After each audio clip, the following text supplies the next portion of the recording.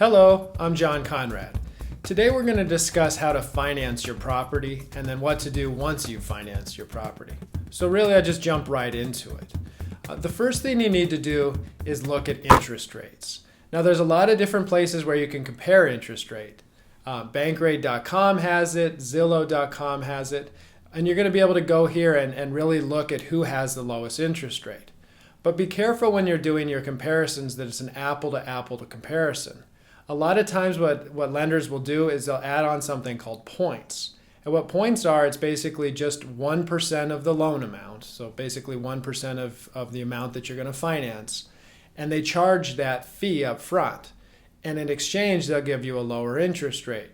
So sometimes what you'll see at the top of those searches is you'll see a lender that has a very low interest rate, but they're not really that low in the end, because what they're doing is they're just charging you up front with a large number of points. So be careful of that one. The next part to know about is your credit score. Your credit score is probably the most important determinant of how much you're going to pay. It'll directly influence your interest rate or even whether you qualify for a loan or not. To have a good interest rate, what you're going to need is a credit score of 740 or above. To qualify for a loan, depending on the loan program, you'll need, they say, at a minimum of 500, but in reality it's about 580 for some programs and 620 for others. The next consideration is your down payment.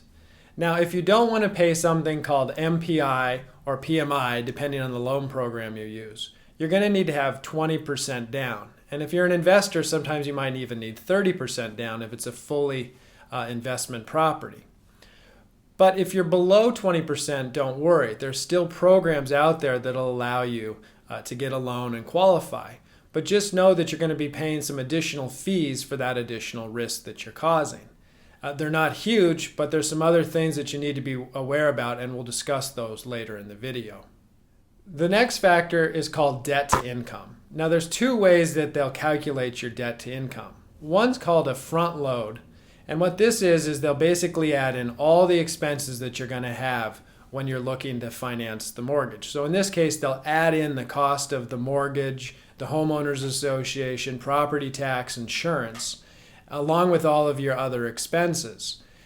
Then what they're going to do is divide that by your income.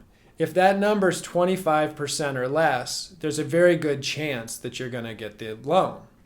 There's also a back end rate.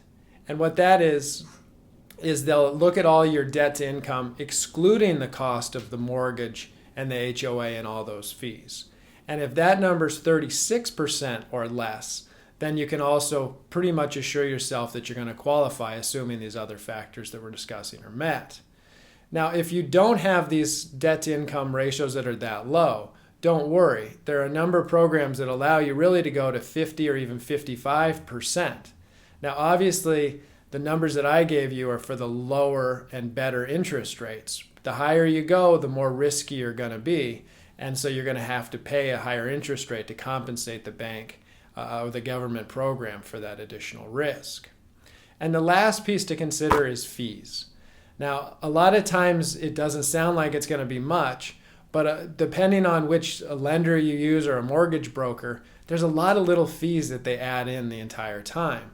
So make sure that when you're going through and asking for these loans, certainly don't just go to one lender, ask them the rate, say, hey, that seems pretty good, and go with them. Go to many lenders and ask them for what's called a good faith estimate. And in that, they're really going to have to line out what all their fees are going to be charged and then go through, and you can specifically see what you're going to pay per month. If you don't do that, they really can be pretty loose with the numbers. Even with the good faith estimate, those numbers are going to change when you actually get the loan. But they're actually going to be held to a stricter window of what they can charge you.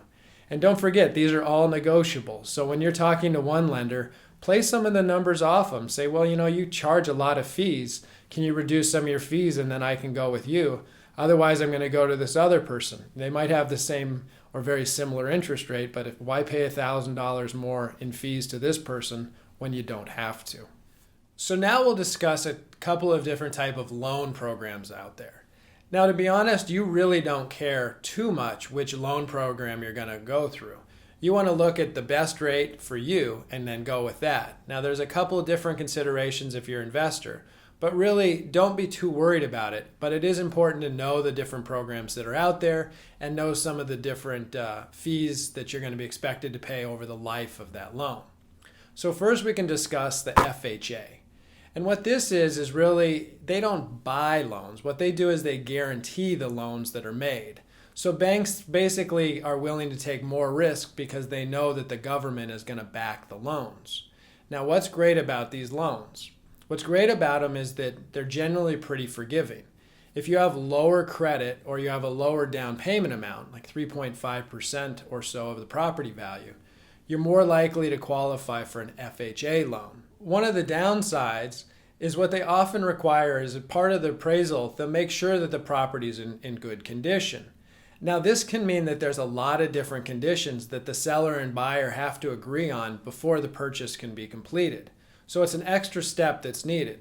For example, they'll really go through and they'll say this property, has some bugs that they have to have removed or some other issues like that. Now, that's not a bad thing for you as a buyer, but sometimes sellers are wary to go with someone with an FHA loan versus another type of loan because they know at the end they might have to negotiate or come up with some more money in order to get the deal closed. So the other type of loan we'll discuss are Fannie Mae loans. Now, these are also very good loans if you qualify, and that's really the catch with these loans versus FHA. They're harder to qualify for. You have to have better credit, usually it's 620 score or above, versus FHA, which is about 580 and above. There's also some different considerations that you make regarding how much of a down payment's required and then how much PMI, which is the amount of additional payments you have to make if you don't put down a 20% payment. So now I've briefly discussed the two different loan programs, FHA versus conventional.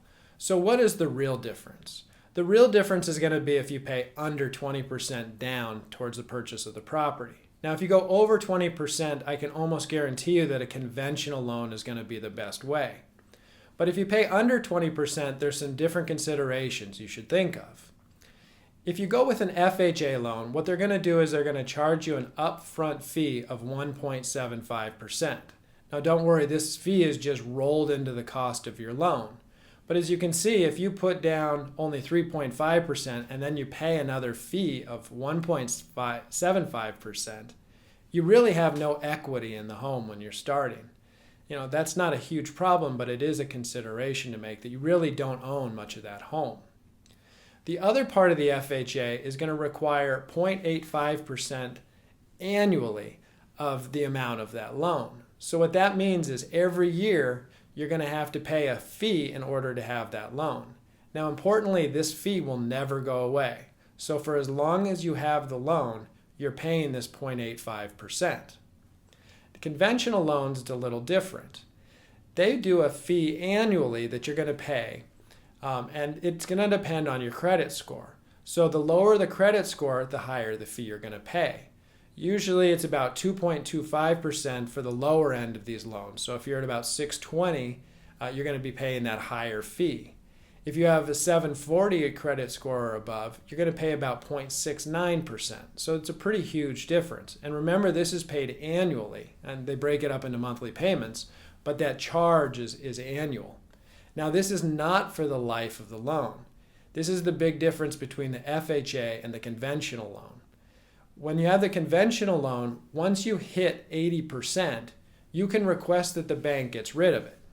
Now, technically, it's 80%, but really it becomes 78% because what the bank does after you reach equity of 78%, then they'll generally require an appraisal, and then you can request to get that PMI removed. And that's a really big advantage because if you think about a home that you're going to be in for a very long time, not having to pay an extra 2.25% or even 0.69% is a lot of money over a number of years. Now, if you think you're just going to live in the home for a few years, it probably doesn't matter. But I think that most people, especially the way that I try to advise people, is even if they're not living in this as a home, they should be keeping it as an investment property. And so if you keep this as an investment property, you're going to have it for the long term. So really think about that additional cost and play out the numbers a little bit to see which option's better from you, even if it looks like the FHA loan up front is the best deal. So now here's the other big difference. The other big difference is people who have some investment component in these properties. So if you're just buying a single family home, this doesn't apply to you. But if you're buying a multi-unit property, it's going to be very important, especially if you're going to keep these properties and expect to get other properties in the future. So the main differences here are FHA loans are not allowed for purely investment properties. And there's a little trick here is if you're going to live in that investment property, that's fine. But if you can only go up to 4 units, so you could buy a 4-unit building and live in one of the units, that's not a purely investment property. A purely investment property is going to mean you live somewhere else and you're buying an investment property purely for investment purposes. So if you want an FHA loan, you're going to have to live in that building. Conventional loans don't require it. The next piece to understand is that if you're going to be living in the property, an FHA loan still only requires the 3.5% down. Conventional loans can require up to 15% down. So there's a big difference of what someone would be able to purchase if they're required to put 15% down versus merely 3.5% down. Another advantage of the FHA loan is how they calculate what your income is. So for example, when you buy a multi-unit property, you can consider some of those future rents as part of your income when you're trying to qualify for that debt to income strategy. So for example, let's say you buy a 2-unit building with an FHA loan. You're going to live in 1 unit, but then the appraiser is going to say what the other unit is worth in a monthly rental value. And when they do that, what the FHA is going to do is going to take 85% of that number and add that to your income. If you have a conventional loan, they're only going to take 75% of that number. So the FHA loan, you're going to have a much better debt to income ratio, so you're more likely to qualify for a loan. Also, people who think that they can't afford a property, think about the multiple unit properties, because since you can use these other rental incomes from the other units, you're more likely to qualify for a loan. Obviously, there's a risk if the tenants don't pay, but that's why they use the 85 and 75%. They're kind of accounting for a vacancy rate in these properties. So there's a little bit of cushion for you too to see whether or not you qualify and can afford the loans. But obviously the risk is going to be on you. One additional downside to a conventional loan is going to be that sometimes banks will require reserves. So in this case, they might require another 3 to 6% of reserves in order to cover the expenses of this property. The FHA loan doesn't have that component. And again, this is going to be really, this can vary bank to bank of how much risk they want to take or whether or not they're going to do it. But if you ask around, you can see how much are they going to require with reserves. Now, this is in addition to the amount of down payment you require. So really, what are some of the strategies and what are the things you need to know when you're buying a property, especially with some kind of investment component to it? The important part here is if you start with an FHA loan, you're not going to be able to then look for other properties and get another FHA loan. If you did, then you'd have 2 FHA loans. One would be purely investment, and they don't allow that. So a lot of times what people try to do is take out an FHA loan because that has a lower down payment component to it, and they're more likely to qualify. Then they live in that building for a couple of years. Now, if they want to start looking for another property, they've also probably needed to improve their current property, or maybe market values have gone up to the point where they can now refinance their current property with a different conventional loan. Now, why is this important? Once you refinance into a conventional loan, you don't have an FHA loan. Now you're free to go look for another property and use an FHA loan to purchase this next property. So what really you've been able to do is go from an FHA loan, which requires a low down payment, to another property that you have a low down payment on. This allows you to start building up the number of properties you own without a lot of money down. Obviously, the risk grows, but this is a good way to start accumulating properties and build your own wealth. So as always, please enter your questions or comments below, and I'll see you next time.